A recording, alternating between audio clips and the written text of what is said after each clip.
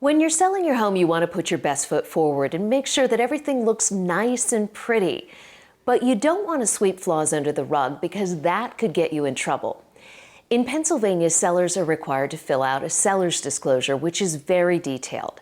I always advise my clients to disclose, disclose, disclose, but keep the answers short and sweet. If the roof leaked, disclose it. Say when it happened and what you did to fix it. For example, roof leaked in 2015. Roof replaced, no problem since. Keep it easy for the buyer to understand. There's no need to write an essay. Disclosing flaws can actually help you when it comes to negotiations. If the roof is old and the buyer comes back asking for a price reduction, you can point to the disclosure and say, hey, look, we disclosed that the roof was 25 years old. If we put on a brand new roof, the listing price would have been higher.